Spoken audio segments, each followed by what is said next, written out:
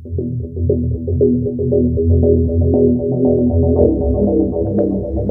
so I'm doing a 12-3-30 treadmill type of workout here, and after I'm done, the plan is to go get on the bike.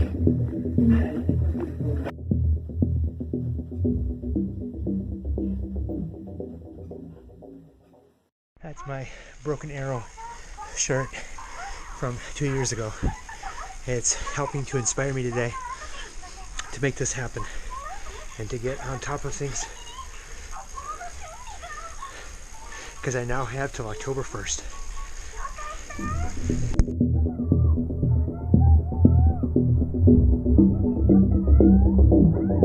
Hey, so I'm doing a 80% FTP workout. I just did a 12-3-30 treadmill type workout with a 10-minute warm-up, and now I'm done on the bike. Be an interesting experiment. I'll let you know how it goes. Okay, so a little less than 5 minutes to go.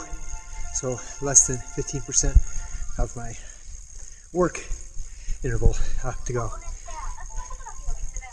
And it feels pretty good. Whether this is sustainable as an everyday thing, I haven't decided yet. I have an interesting idea about March. We'll see what happens.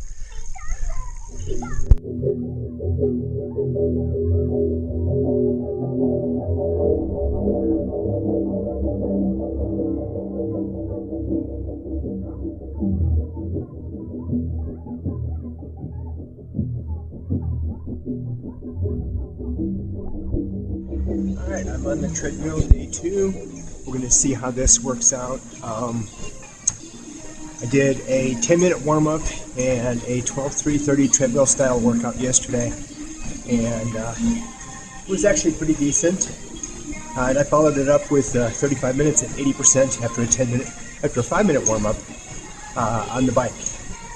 So that was 80% of FTP.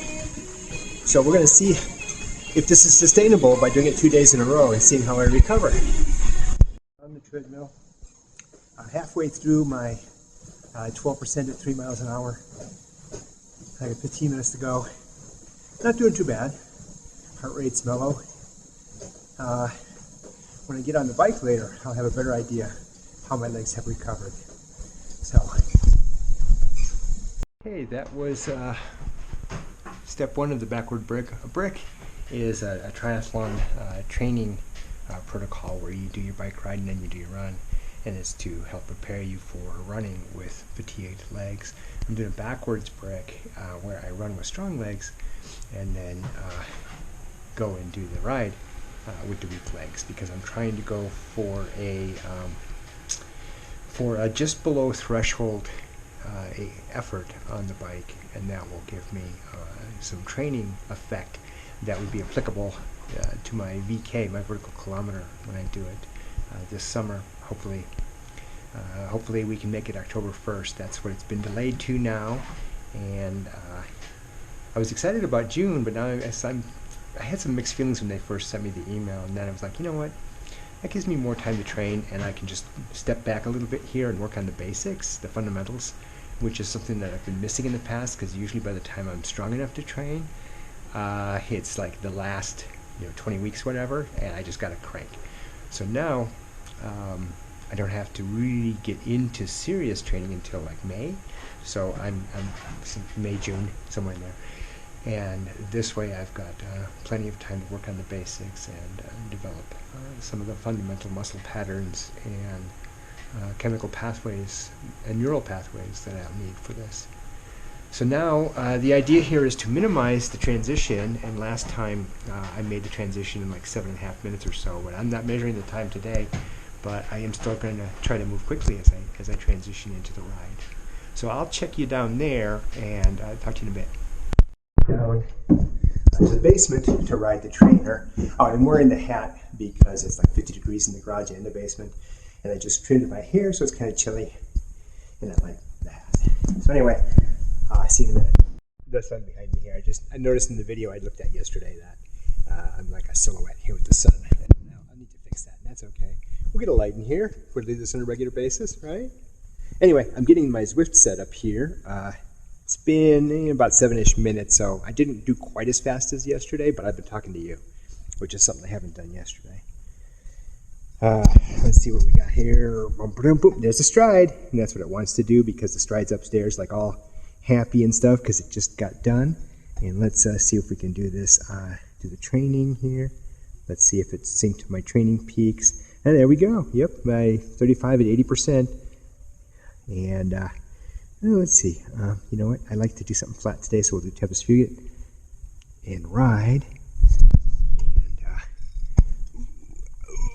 I gotta shift here because yesterday I was in a higher gear. There we go. Get warmed up at my lower gear. Nice and easy.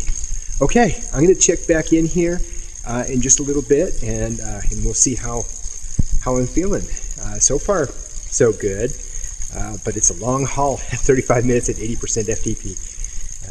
Okay, talk to you later. I've got 13 minutes to go. 13 and a half minutes to go. It's not going too bad. A little bit of my knees complaining, otherwise pretty good. I'm watching a documentary on Killian Jornet's Everest adventure. It was cool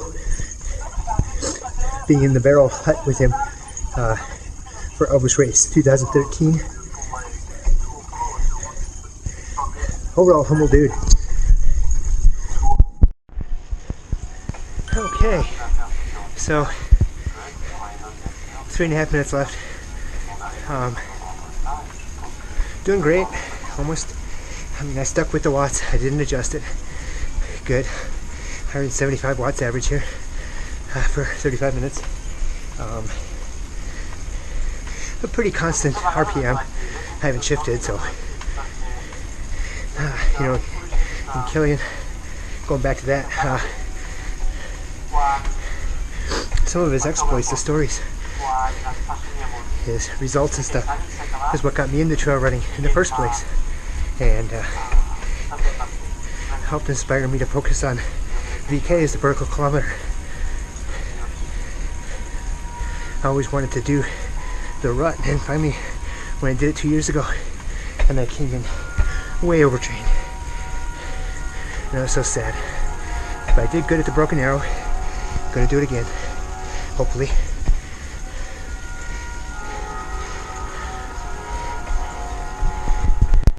So in my excitement to put away my camera, I bumped the cancel switch and turned it off to work out. So now I'm on my own for 40 seconds.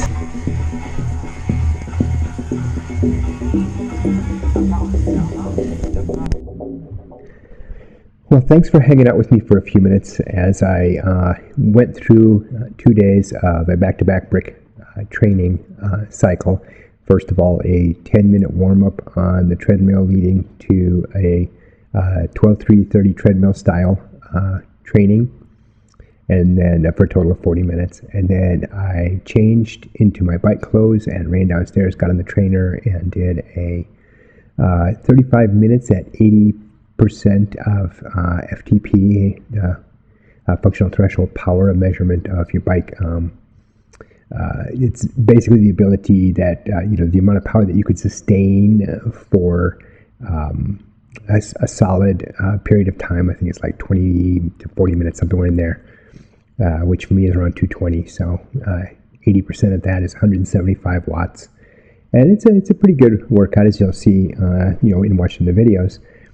And then I went ahead and rested the first day, and then the second day I went ahead and did that again. I have some interesting base building principles I want to experiment with, but for right now, I just wanted to see if I could do it 2 days in a row. Is this sustainable? So I will have the answer to that question. Plus, we'll go ahead and look in my Training Peaks, Strava, Stride, and a few other control panels to see just how it all plays out. So check back, and I'm not sure if I'm going to do that live or record it and put it up here and everywhere else I am on Facebook and here on YouTube. And And hopefully I will get you to come back, because I really want to share this with you, because I have some great plans. I've got a new book coming out here, hopefully in about 2 weeks. And hopefully it'll be as well of a seller, as good as a bestseller as my Summit Success Training for Hiking, Mountaineering, and Peak Bagging, which I sell. I've sold thousands. Okay, so anyway, thank you, and don't want this to go too much longer, so I will see you tomorrow.